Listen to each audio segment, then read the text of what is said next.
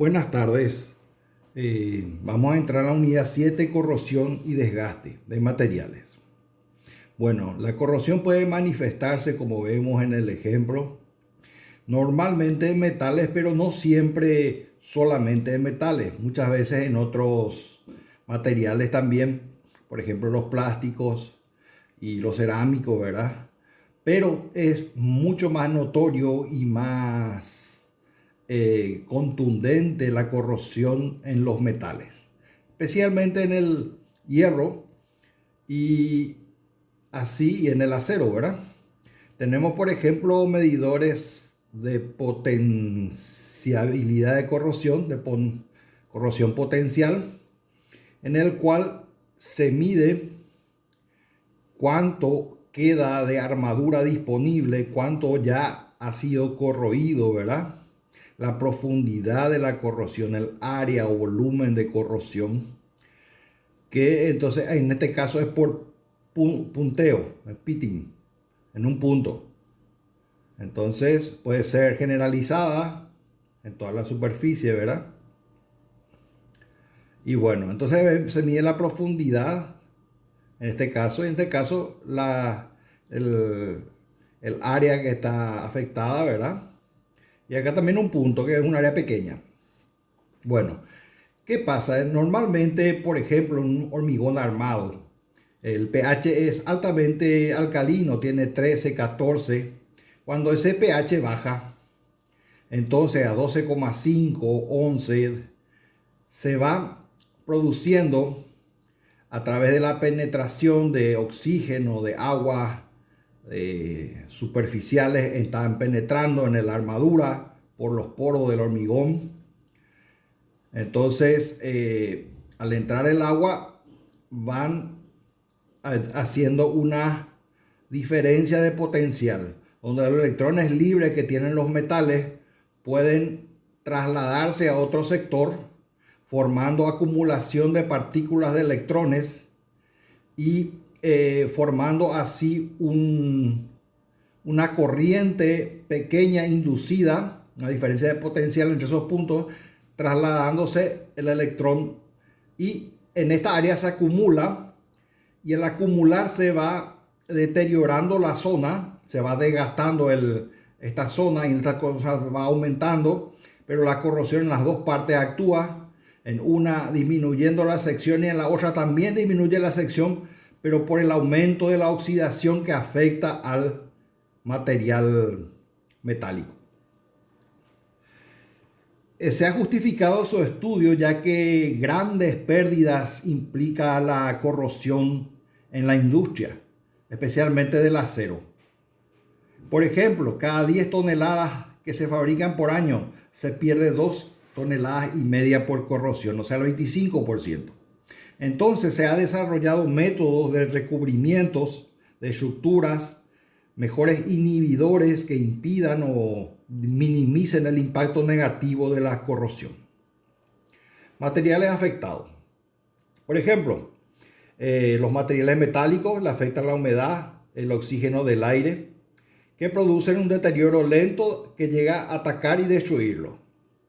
Se le denomina oxidación y corrosión, mientras que en los materiales poliméricos y cerámicos se llama degradación y se producen al ser atacados químicamente por disolventes orgánicos o sales. En general se entiende como la tendencia que tienen los materiales a alcanzar su forma más estable o de menor energía interna. Corrosión es el ataque destructivo de un metal por reacción química o electroquímica con su medio ambiente. Es una transformación indeseable que puede controlarse con las medidas precautorias correspondientes en el momento de colocación o de elaboración del material. La corrosión se puede ver en las cañerías de agua, incluso las de acero galvanizado, también el automóvil, la chapería en el motor, los lavarropas normalmente también se corroen, ¿verdad? Y envases metálicos para conservas, que pueden agredirlo: la atmósfera, el agua de mar, el aire húmedo y los vapores ácidos. Entonces podemos clasificar de varias formas la corrosión, por ejemplo, por su forma. Por su forma puede ser uniforme, está distribuido uniformemente en la superficie, o localizada por puntos, placas, grietas, picados, fisuras y entre granos. Según el medio puede ser química o electroquímica. Química no hay electrolitos, es una interfase metal-gas. En la electroquímica sí hay un medio conductor, que puede ser la atmósfera, en suelos con soluciones electrolíticas, medios iónicos fundidos y medios contaminados por microorganismos. Por su forma puede tener varias corrosión uniforme, corrosión en placas, intergranular entre granos, por picado en pequeños puntos, por tensiones y enfriamientos, por ejemplo. Puede producirse alguna corrosión interna. Estos que están en línea de rayadas, ¿verdad? Y bueno, ¿qué favorece la corrosión? Si hay un esfuerzo, puede empeorar la corrosión. La erosión permite que entren los agentes corrosivos. La cavitación, que son golpes violentos que ocurren en aguas en movimiento. El frotamiento de superficies en rozamiento. Disolución selectiva. Celdas galvánicas que se forman, que vamos a ver enseguida. Celdas de concentración con diferencias de potencial o de pH. Presencia de microorganismos y daños por hidrógeno. Por ejemplo, con la ley de Faraday hay una forma de hallar la masa de metal corroído en base a la densidad de corriente en amperes por centímetro cuadrado, el área del material que se corroe en centímetros cuadrados, el tiempo en segundos, la masa del atomogramo del metal gramo mol y el número de electrones de átomo producido consumido en el proceso y la constante de Faraday. Bueno, con eso es una forma de determinar la corrosión, la masa del metal corroído. ¿Qué porcentaje, por ejemplo? ¿Cuántos gramos por centímetro cuadrado por año puede corroerse, ¿verdad? O milímetros al año de profundidad. La corrosión química, entonces, puede presentarse con óxidos que están en contacto con el aire. Entonces, con el oxígeno se van formando óxidos. Puede ser electroquímica, por ejemplo, cuando hay la presencia de agua, ¿verdad? Un transporte de un electrolito, un líquido que está tocando dos superficies, donde se produce un ánodo, una emisión de electrones hacia el cátodo. La oxidación química o atmosférica, por ejemplo, se debe a la acción del oxígeno o del azufre. Son las principales fuentes de oxidación química y atmosférica. Puede darse la oxidación anódica o la reducción o catódica.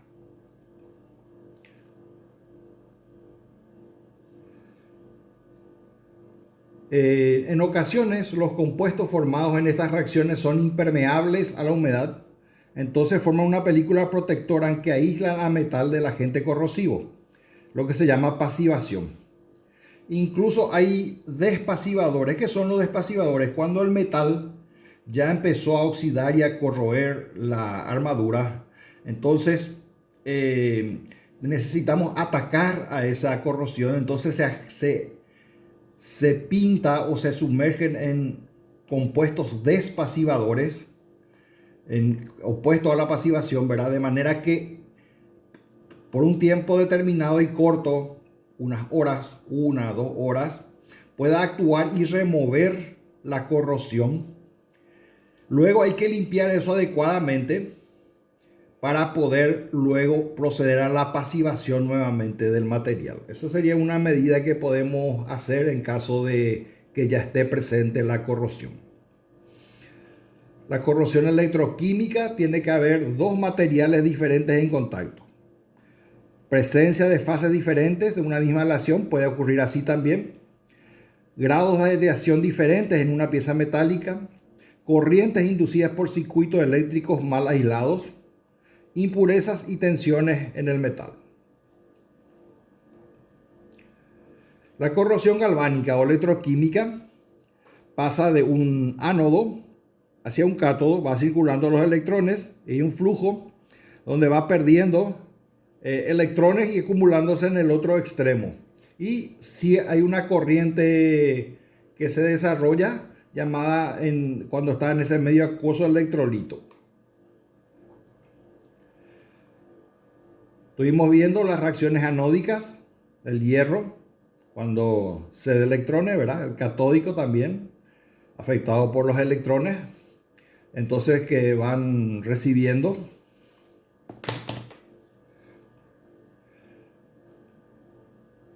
Bueno, podemos ver la corrosión electroquímica puede ser por materiales líquidos. Entonces, en presencia de ciertos metales líquidos como el zinc, mercurio y cadmio, entonces puede haber una corrosión. Incluso algunos de estos pueden formar una película que vamos a ver para proteger. Corrosión por altas temperaturas. Están expuestos a gases oxidantes en condiciones de muy altas temperaturas. Reaccionan con ellos directamente sin la presencia de un electrolito. Puede ser por oxidación, sulfatación o carburización. Corrosión localizada. Es la degradación del metal en áreas concretas o localizadas.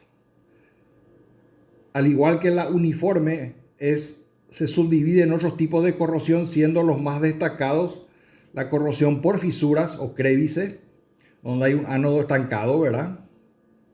Y la corrosión por picadura o pitting, que son puntos pequeños que pueden encontrarse como indicio o comienzo de una corrosión.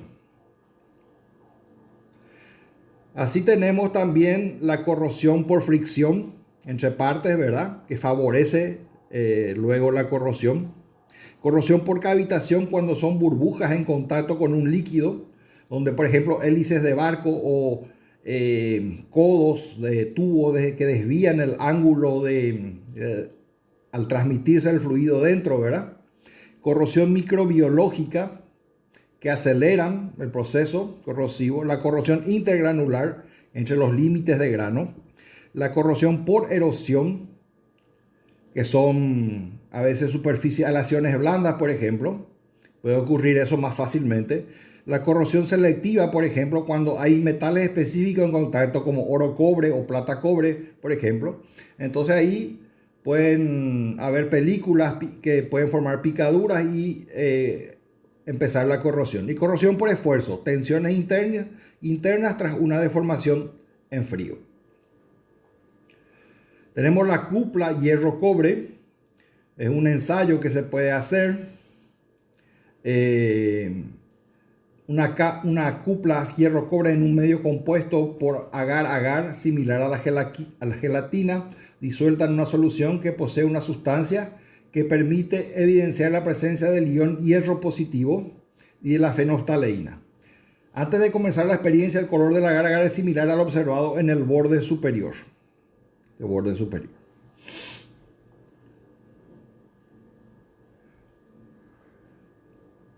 Cabe resaltar que la fenolftaleína actúa en medios básicos, o sea, en medio básico, en medio alcalino casi no actúa, entonces no hay cambio de color. Entonces cuando hay cambio de color se nota que a partir de ahí ya no hay carbonatación, por ejemplo, en un material. Por aireación diferencial también puede haber una corrosión. Corrosión química. ¿Cuándo es una capa delgada y cuándo la capa gruesa es de corrosión? El espesor es menor que 10 a la menos 7 metros. ¿Qué significa? Primero, la superficie del metal aparece limpia y brillante por un cierto tiempo. Luego empiezan a aparecer núcleos de óxido que se extienden sobre la superficie del metal y luego se agranda o se ensancha la cantidad de óxido resultante de este conglomerado de núcleos. ¿Qué pasa después? Entonces se forman capas gruesas, espesor mayor a 10 a la menos 7 metros, continuas. Se forma una capa protectora, protectora entre comillas, ¿verdad? Porque puede ser débil, porque una vez que se pique eso, continúa la corrosión, sigue llegando las partículas corrosivas al metal, ¿verdad? Y porosas. La propagación se propaga en el tiempo, que es lo más común, ¿verdad? Después hay una fórmula de Pilling-Bedwoods, donde afectan el peso molecular del metal, la densidad del óxido, el peso del óxido y la densidad del metal. Entonces, si esa relación es menor que 1, es un óxido poroso. Por ejemplo, en el caso del sodio, del potasio y del magnesio. Si es mayor que 1, el óxido es continuo. O sea, es continuo en el hierro, en el aluminio, en el cadmio, en el zinc, en el circonio. Por ejemplo, en el zinc, en el plomo, vamos a ver cómo se puede, en el estaño, en el cromo, cómo pueden estas ayudarnos a recubrir el material por técnicas, por ejemplo, como el galvanizado, que es con zinc. Entonces tenemos cómo vamos a controlar la corrosión. En los materiales metálicos, por ejemplo, podemos hacer con zinc, estaño, cobre, níquel o cromo. El diseño, evitar excesos de tensiones. Hay que prever eso al diseñar la estructura metálica, ¿verdad? Protección anódica y catódica. Y control del medio, o sea, la temperatura tampoco debe ser demasiado alta. En cambio, cuando vamos a elegir materiales no metálicos, tenemos los inorgánicos como los cerámicos y el vidrio, y los orgánicos, que son los barnices, pinturas, materiales poliméricos. En ese caso tenemos que evitar el contacto de los distintos metales, evitar grietas y eliminar el aire. Entonces, en este caso se ponen ánodos de sacrificio, o sea, se le induce una corriente que esté controlada, vamos a decir, de manera que no afecte la zona que va a estar expuesta externamente o donde estén actuando las fuerzas en caso de tensiones. ¿Qué tenemos que controlar? El oxígeno, la concentración de iones y usar inhibidores y biocidas constantemente.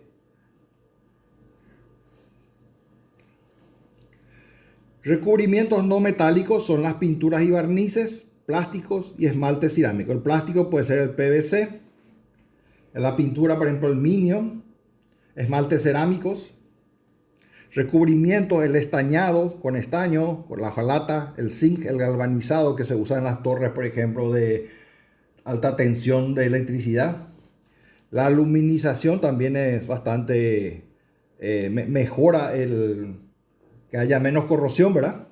Y el plomado o plombeado para recubrir cables y tuberías, y el alclad, que es un producto formado por el núcleo de una aleación de aluminio que tiene un recubrimiento de aluminio que es anódico al núcleo y protege electroquímicamente a la corrosión al núcleo.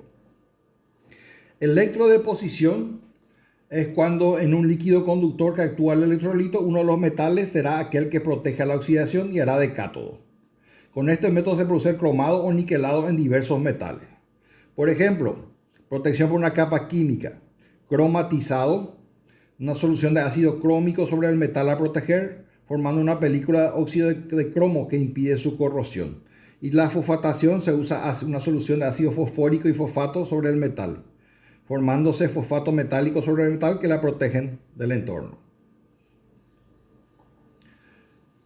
Entonces tenemos el hierro galvanizado, el zinc, que protege al hierro. Y también tenemos el caso del estaño, también que protege al hierro, en el caso de la hojalata que se usa mucho en las canaletas para desagüe pluvial. Entonces hay un método que dijimos que es la protección catódica, que se puede hacer por ánodos de sacrificio. Entonces sacrifica un ánodo que sabemos que va a perder, pero que ese ánodo no está sujeto a carga, no es estructural. Entonces podemos poner un ánodo cerca, pero no próximo, no tan cerca, de manera que ese ánodo que no va a tener tensiones sea el que se corroa y no el otro que está cerca. Entonces se provoca una tensión, una corriente, y pasan los electrones allá, pero no afecta el material que a mí me interesa, la parte que a mí me interesa que no sea atacada. Entonces tenemos, cuando se oxida el material, pierde electrones, el magnesio es altamente, pierde fácilmente, entonces se usa como para completar, para reducir, ¿verdad? De manera que no haya corrosión en los medios externos, ya sea acuoso o en el aire, ¿verdad? No afecten el material. Inhibidores de corrosión anódicos forman películas con cationes metálicos, estabilizan a los óxidos pasivos y pueden reaccionar con las sustancias potencialmente agresivas. Son los más comunes. Después están los inhibidores catódicos, que son menos eficaces pero más seguros. Si se usan en dosis insuficientes, no incrementan los riesgos de corrosión. Son los polifosfatos fosfonatos zinc. Son más estables, pues forman una película polarizante que dificulta la reacción de reducción del oxígeno. También se usan compuestos orgánicos con grupos polares que tienen átomos de oxígeno, azufre, nitrógeno, con pares disponibles para formar enlaces con el metal. Entonces tenemos inhibidores de absorción, forman una película protectora, y barrenderos que eliminan el oxígeno.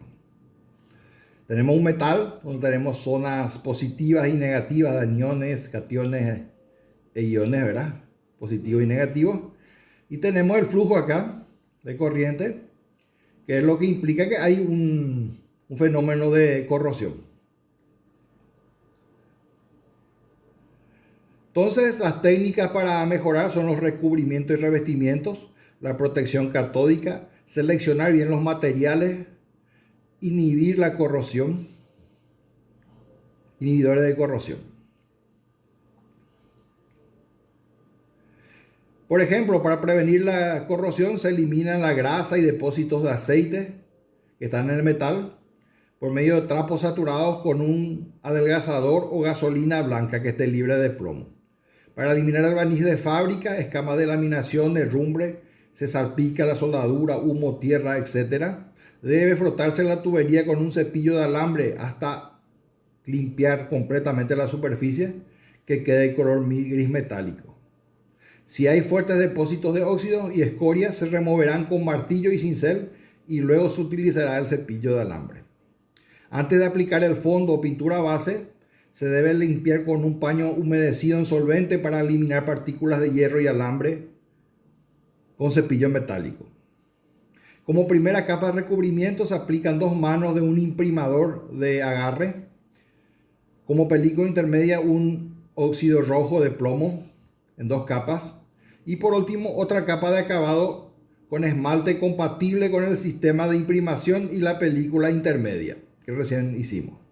En aquellos puntos donde la pintura tiende a deslizarse, deje puntos propicios para la corrosión, tales como soldadura, ángulos, bordes y esquinas. Se efectuarán retoques del fondo a fin de aumentar el espesor de la película.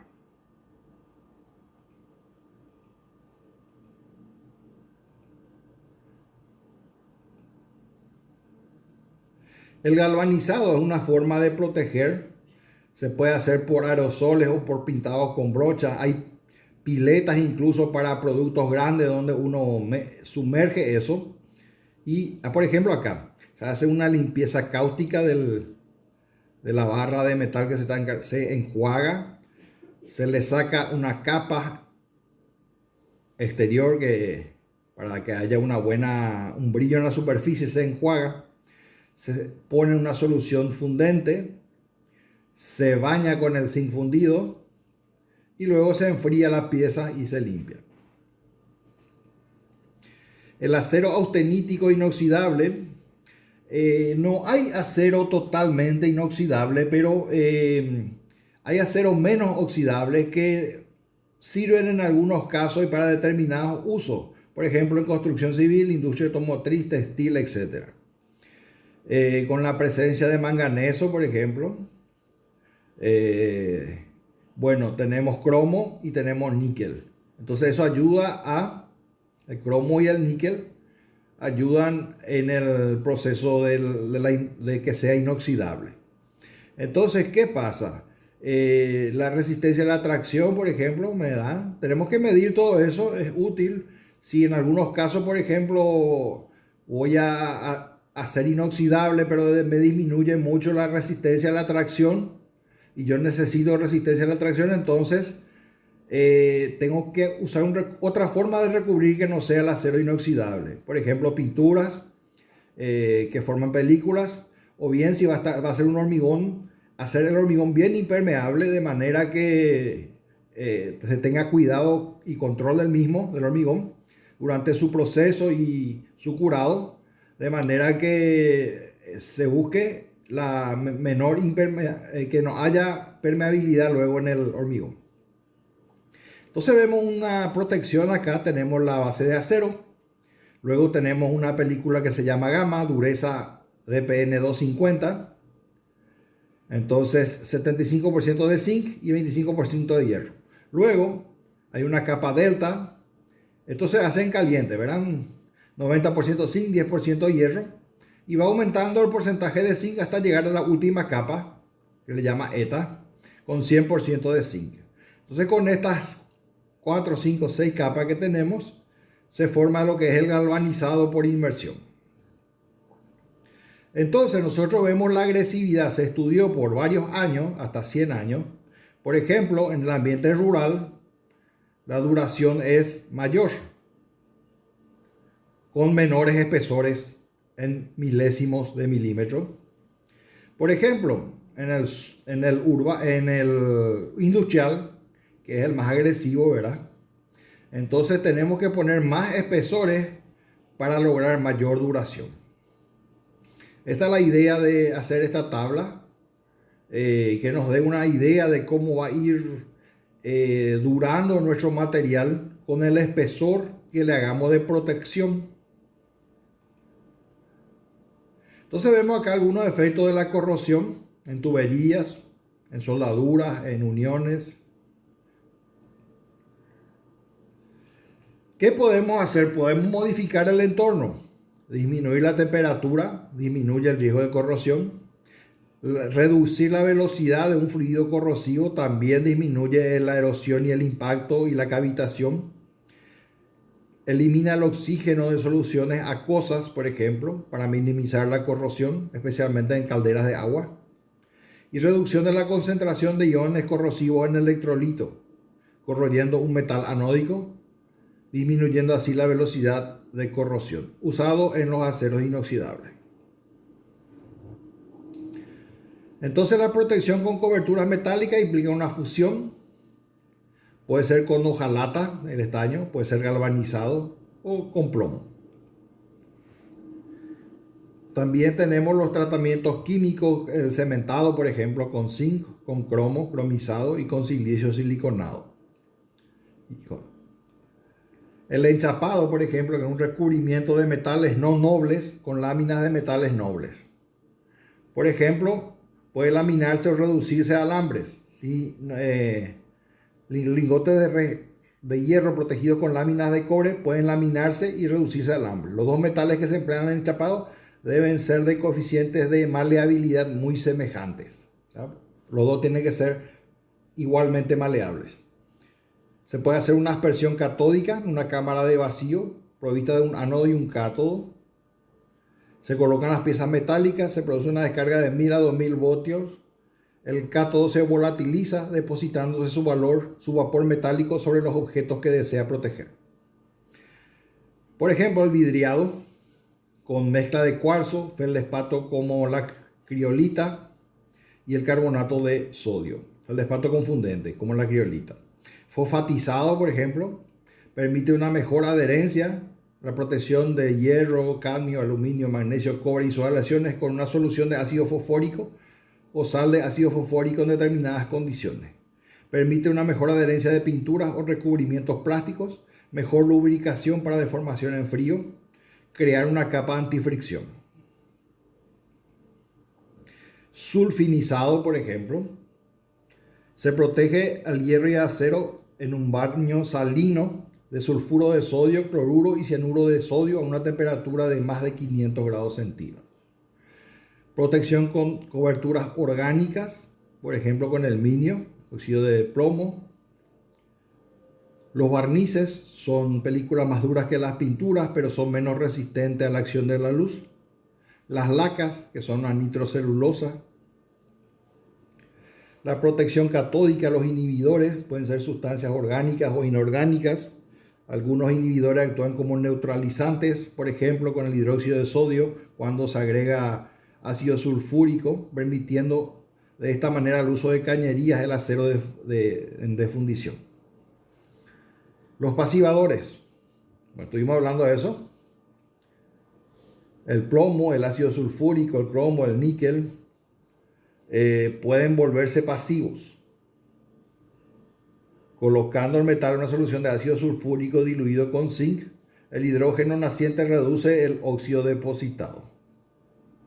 Un acero inoxidable se comporta como pasivo en ácido nítrico y agua, pero será atacado por el ácido clorhídrico. Manejando estos factores uno puede lograr la pasivación. Por ejemplo, hay una práctica que se puede hacer en laboratorio. Se toman chapas de hierro de 1 milímetro de espesor, de unas dimensiones 4 por 15 centímetros, con un agujero para colgarlas, y se somete a los siguientes 6 tratamientos. Se desengrasa con agua ras y benceno en forma manual. Se decapa a 60 grados centígrados durante 10 minutos. Se enjuaga con agua corriente. Se fosfatiza, se sumerge a 70 grados centígrados durante 15 minutos. Se enjuaga en agua caliente y se pasiva a 60 grados centígrados un instante. Luego de este tratamiento, apreciando el color y homogeneidad, se puede ver la fosfatización. La continuidad de la capa se determina sumergiendo un trozo de papel de filtro en la solución de ferricianuro, dejando escurrir y aplicando el papel húmedo sobre una de las caras fosfatizadas durante 5 minutos.